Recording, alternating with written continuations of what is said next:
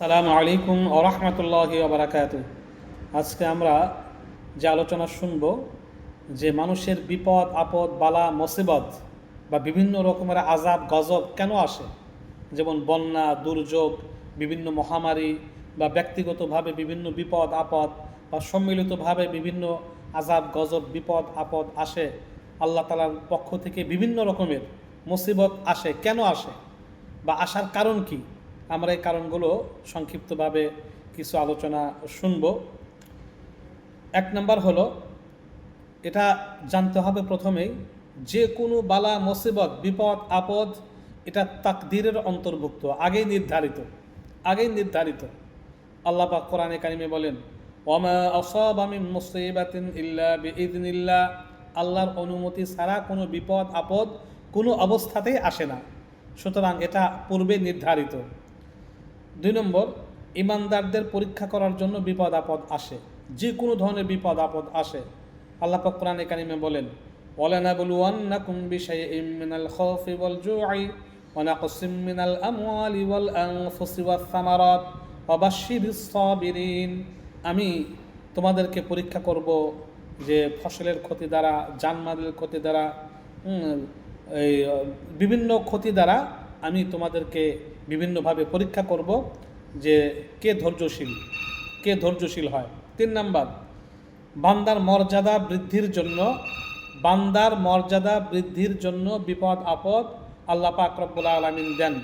ক্বালান নবী সাল্লাল্লাহু আলাইহি ওয়াসাল্লাম, মান ইউরিদিল্লাহু বিহি খায়রান ইউসিবু মিন, আল্লাহ রাসূল বলেন যে আল্লাহ যার কল্যাণ কামনা করেন তাকে তিনি দুঃখ কষ্টে পতিত করেন। অন্য হাদিসে আসছে, ক্বালান নবী সাল্লাল্লাহু আলাইহি ওয়াসাল্লাম, ইন্না ইজামাল জাযাই মা'a ইজামাল বালাই ওয়া ইন্নাল্লাহা ইযা আহাব্বা কওমান ইবতিলাহুম ফামান রাদিয়া ফালাহুর রিদা ওয়া মান সাখাতা ফালাহুস সাখত। মহানবী সাল্লাল্লাহু আলাইহি ওয়াসাল্লাম বলেন, বিপদ যত মারাত্মক হবে প্রতিদানও তত মহান হবে। বিপদ যত মারাত্মক হবে প্রতিদানও তত মহান হবে। আল্লাহ যখন কোনো জাতিকে ভালোবাসেন তখন তাদেরকে বিপদে ফেলে পরীক্ষা করেন। তার জন্য আল্লাহর সন্তুষ্ট, যে লোক বিপদে সন্তুষ্ট থাকে তার জন্য আল্লাহর সন্তুষ্টি বিদ্যমান, আর যে অসন্তুষ্ট হয় তার জন্য আল্লাহর অসন্তুষ্টি বিদ্যমান। মহানবী সাল্লাল্লাহু আলাইহি ওয়াসাল্লাম আরও বলেন, ইযা আরাদাল্লাহু বিআবদিহিল খায়রা আজ্জালা লাহুল উকুবাতা ফিদ দুনিয়া ওয়া ইযা আরাদাল্লাহু বিআবদিহিশ শাররা আমসাকা আনহু বিযামবিহি হাত্তা ইউওয়াফা বিহি ইয়াউমাল কিয়ামা। মহানবী সাল্লাল্লাহু আলাইহি ওয়াসাল্লাম ইরশাদ করেন, আল্লাহ পাক যখন তার কোনো বান্দার কল্যাণ সাধন করতে চান তখন তাড়াতাড়ি দুনিয়াতে তাকে বিপদে নিক্ষেপ করেন, আর যখন তিনি তার কোনো বান্দার ক্ষতি সাধন অকল্যাণ সাধন করতে চান তখন তাকে তার অপরাধের শাস্তি প্রদান হতে বিরত থাকেন। তারপর কিয়ামতের দিন তিনি তাকে পুরোপুরি শাস্তি দেন। 4 নম্বর, দুঃখ কষ্টের মাধ্যমে গুনাহ মাফ হয়। মহানবী সাল্লাল্লাহু আলাইহি সাল্লাম বলেন, মা ইউসিবুল মুসলিমা মিন নাসাবিন ওয়ালা ওয়াসাবিন ওয়ালা হাম্মান ওয়ালা হুজনিন ওয়ালা আযান ওয়ালা গাম্মান হাত্তা শাওকাতা ইউশাকুহা ইল্লা কাফফারাল্লাহু বিহা মিন খাতায়া।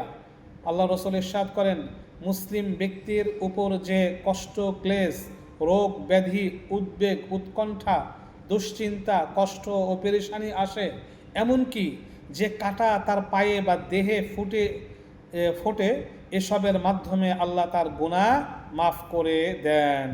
মহানবী সাল্লাল্লাহু আলাইহি ওয়াসাল্লাম আরও বলেন, মা ইয়াজালুল বালাউ বিল মুমিন ওয়াল মুমিনাতি ফি নাফসিহি ওয়া ওয়ালাদিহি ওয়া মালিহি হাত্তা ইয়ালকাল্লাহ ওয়া মা আলাইহি খাতিআ।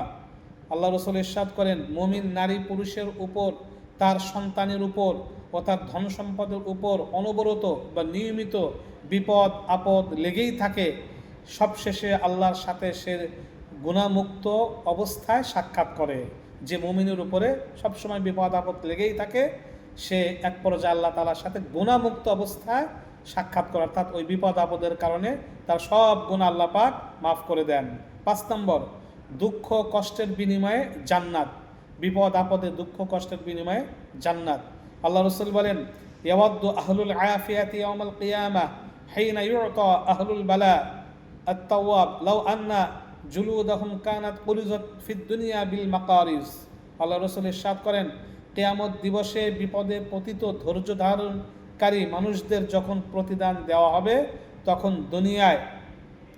দুনিয়ায় ওই অপরাধ মুক্ত অর্থাৎ বিপদ মুক্ত, যারা বিপদ মুক্ত ছিল এই সমস্ত মানুষেরা আকাঙ্ক্ষায় পরিতাপ করবে, হায় দুনিয়াতে যদি কেচি দ্বারা আমাদের শরীর বা চামড়া কেটে টুকরো টুকরো করে দেওয়া হতো, তাহলে আজ আমরা প্রতিদান পেতাম এবং জান্নাত পেতাম। 6 নম্বর, বিপদ আপদ আসার আরেকটি কারণ হলো গুনার কারণে বিপদ আপদ আসে। আল্লাহ পাক কোরআনে কারিমে বলেন, ওমা আসাবাকুম মিন মুসিবাতিন ফাবিমা কাসাবাত আইদিকুম ওয়া ইয়াফু আন কাসীর। অন্য আয়াত আল্লাহ পাক বলেন, যাহারাল ফাসাদু ফিল বাররি ওয়াল বাহরি বিমা কাসাবাত আইদিন নাস লিইউযীকাহুম বা'দাল্লাযী আমিলু লাআল্লাহুম ইয়ারজিউন। মানুষ তাদের কৃতকর্মের কারণেই, মানুষের তার গুনার কারণেই বিপদ আপদ বালা মুসিবত আসে। গুনার কারণে রিজিক বন্ধ হয় বা কমে যায়। আল্লাহ রসুল বলেন, লা ইয়াজিদু ফিল উমরি ইল্লাল বির ওয়া লা ইয়াজিদুল কদরা ইল্লাদ দুআ ওয়া ইন্নার রাজুলা লা ইহরিমুর রিজক বিযামবি ইউসিবু।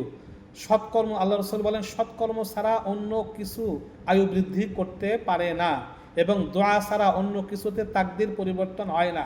মানুষ তার পাপ কাজের কারণে তার প্রাপ্য রিজিক থেকে বঞ্চিত হয়।